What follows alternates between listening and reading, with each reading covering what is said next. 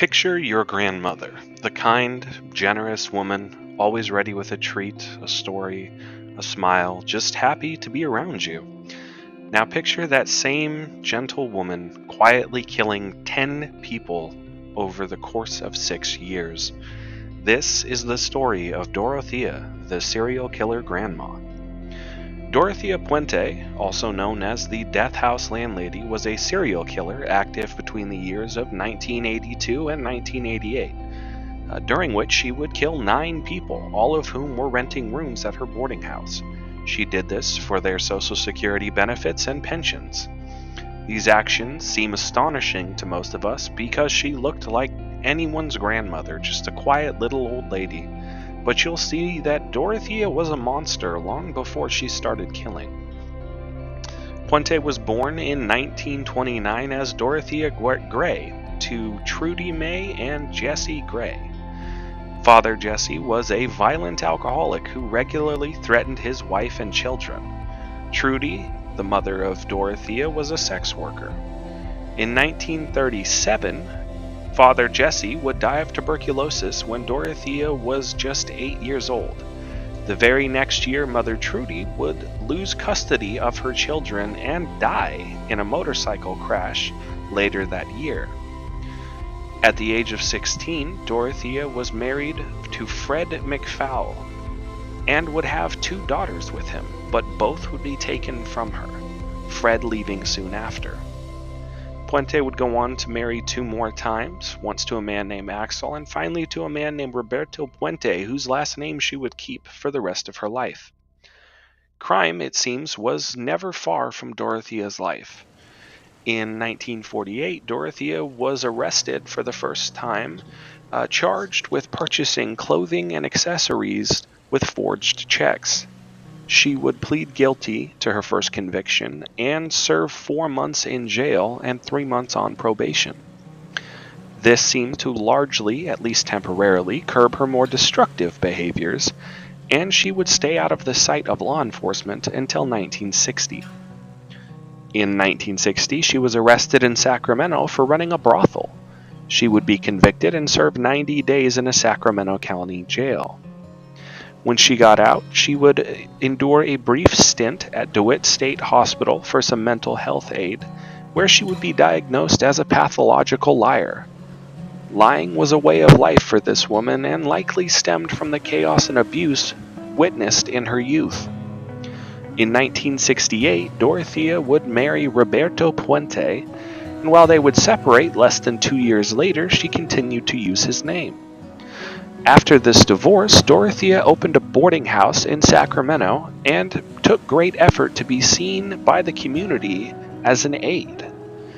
The disenfranchised, the addicts, the homeless, and the mentally ill in the city could all come to her as a resource. She would host AA meetings, help people get signed up for Social Security so that they could have an income. She deliberately stopped dyeing her hair, allowing it to go gray, and began dressing in a more vintage style in an effort to disarm others into seeing her as nothing more than a helpful little old lady. In 1978, Dorothea would be convicted of illegally cashing 34 checks that belonged to her tenants. She was given 5 years probation and fined. This would prove to be a precursor to the murders, as her first victim would die just 4 years later.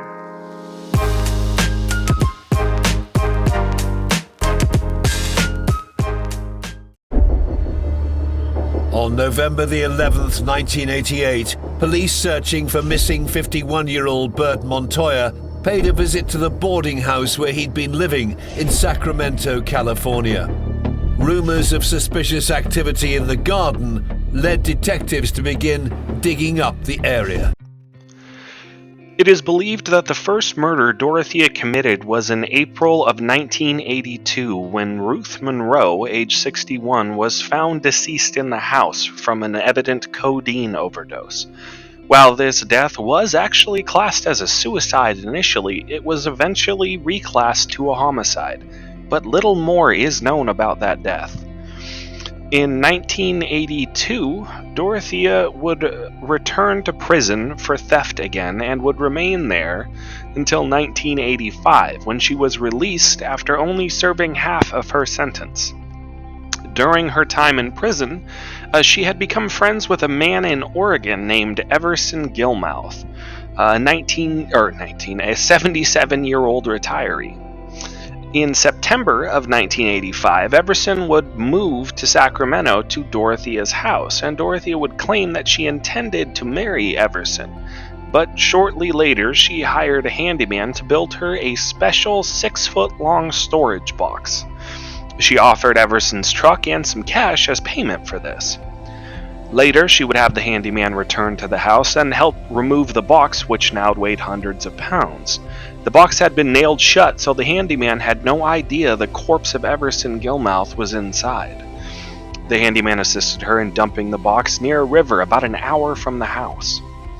In 1998, Everson's body would be found inside, wrapped in plastic bags and covered in tape, sheets, and toilet cleaner. It would be later discovered that Dorothea was faking letters to Everson's family to fool him into thinking he was fine and living with her. She would continue cashing his retirement and Social Security checks for at least a year after his death. In 1986, Betty Palmer, age 78, would move into the boarding house and become the next victim. Sometime the same year, Dorothea would fake an ID with her photo but Betty's name and cash nearly $7,000 worth of checks for the now deceased Betty Palmer. In 1988, Betty's body, significantly dismembered, would be discovered in a small depression in the front yard. Significant portions of that body have not been found. When a tox report was released, it was found that she had a lethal mix of several different kinds of drugs in her blood at the time of death. In 1986, Dorothea would be given power of attorney over one of her residents, Leona Carpenter, after she suffered a near-fatal OD. As Leona recovered in the hospital, Dorothea immediately began cashing her checks. When she was released from the hospital and returned home, she would disappear soon after. In 1988, her body was found buried in the yard with evidence of OD. In 1987, Eugene Gamble, age 58, would be found dead of a suicide in the house, although many believe he was a victim of Dorothea. In 1987, James Gallup, age 62, would move in, and he would be diagnosed with a tumor soon after. When the doctor's office tried to follow up with him about his treatment, Dorothea would claim that James had moved to LA. His body was later found under a gazebo in the boarding house's yard. Again, there was evidence of OD. Near the end of 1987, Vera Martin, age 61, would move in, and again, Dorothea would forge her signature on checks and steal over $7,000 from Vera. In 1988, the body of Vera was discovered under a metal shed in the yard. OD was determined to be the cause of death. In 1987, Dorothy Miller, age 65, would move in, and Dorothea would steal $11,000 from her before she disappeared. Her remains were found under concrete in the yard. In February of 1988, Alvaro Montoya, age 51, would move in and would swiftly go missing. When social workers could not contact him, Dorothea would have a friend pretend to be a relative of the missing man and inform the worker that he had moved to Utah. The social worker was suspicious and reported the incident to police. Days later, Alvaro's body would be found in the yard, with OD again the likely cause of death.